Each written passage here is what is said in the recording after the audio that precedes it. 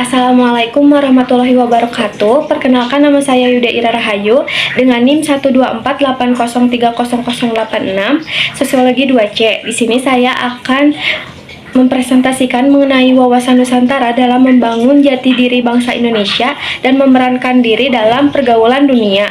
Jati diri sebuah bangsa, salah satu syaratnya terjadi apabila masyarakat mempunyai wawasan Nusantara sebagai konsepsi dan pandangan kolektif kebangsaan Indonesia. Wawasan Nusantara dapat diartikan sebagai cara pandang terhadap diri dan lingkungan berdasarkan ideologi bangsa. Kemudian dalam konteks Indonesia dapat diartikan sebagai cara pandang terhadap diri dan lingkungan berdasarkan undang-undang dan berdasarkan Pancasila dan Undang-Undang NRI 1945. Wawasan Nusantara dapat diartikan sebagai landasan utama untuk menyelenggarakan kehidupan nasional dan dalam pergaulan dunia, atau juga dapat dijadikan sebagai landasan pertahanan nasional. Wawasan Nusantara dapat dikatakan sebagai pola fundamental dalam berpikir, bertindak, dalam menyelesaikan masalah kebangsaan, negara, dan kemasyarakatan dalam pergaulan dunia. Yang pertama adalah esensi dan urgensi pergaulan internasional bagi Indonesia. Manusia merupakan makhluk sosial yang tidak bisa hidup sendiri untuk memenuhi kebutuhan hidupnya. Begitu pula dengan Indonesia, sebuah bangsa dan negara tidak dapat dikatakan hidup sendiri tanpa menjalin hubungan kerjasama dengan bangsa negara manapun. Hubungan kerjasama inilah yang dapat dikatakan sebagai hubungan internasional. Hubungan internasional dapat didasari akibat saling ketergantungan antara bangsa satu dengan bangsa lainnya.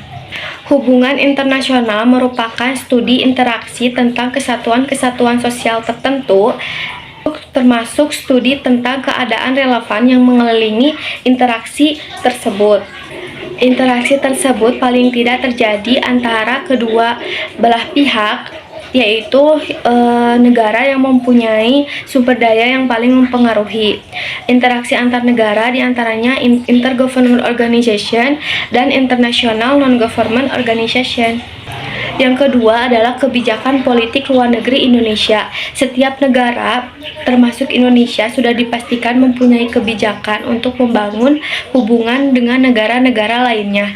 Dalam pasal 1 ayat 2 Undang-Undang Nomor 37 Tahun 1999 tentang hubungan luar negeri yang menyatakan bahwa politik luar negeri Indonesia sebagai sikap, kebijakan, langkah pemerintah Republik Indonesia dalam membangun hubungan kerjasama organisasi internasional dan subjek hukum internasional dalam menyelesaikan masalah internasional untuk mencapai tujuan nasional.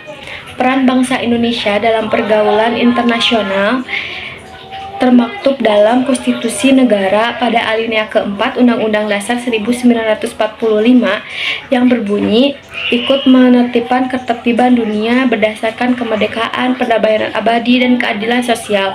Hal ini menjadi dasar konstitusional bagi segenap bangsa Indonesia untuk terus ikut serta dalam usaha-usaha ketertiban negara, tidak hanya dalam lingkup nasional tetapi juga dalam lingkup global selagi tidak bertentangan dengan kepentingan nasional. Yang ketiga adalah dinamika historis dan relevansi politik luar negeri di Indonesia.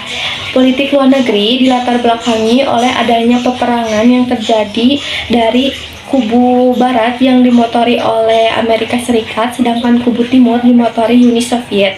Peristiwa tersebut merupakan peristiwa perang ideologi yang dikenal dengan peristiwa Perang Dingin.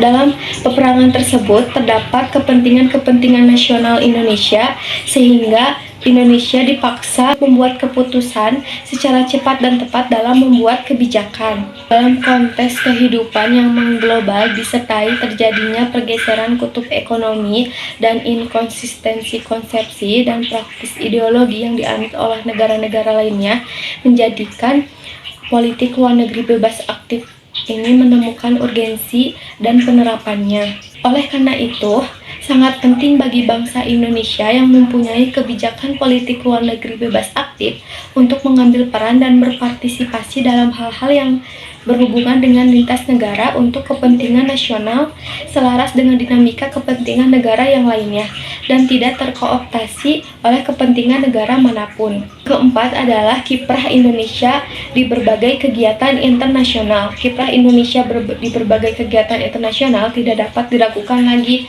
Berbagai kegiatan yang berskala internasional yang dihadiri oleh negara-negara belahan dunia seringkali diikuti oleh Indonesia. Salah satu kehebatan diploma Indonesia menjadikan Indonesia mendapat kepercayaan menduduki posisi yang strategis di kancah internasional. Salah satu kehebatan diploma Indonesia adalah ditetapkannya Indonesia sebagai Dewan Keamanan Tidak Tetap Perserikatan Bangsa-Bangsa pada tahun 2018 bersama Jerman, Afrika Selatan, Belgia, dan Republik Dominika. Sekian yang dapat saya sampaikan. Terima kasih dan mohon maaf bila ada kesalahan kata. Wassalamualaikum warahmatullahi wabarakatuh.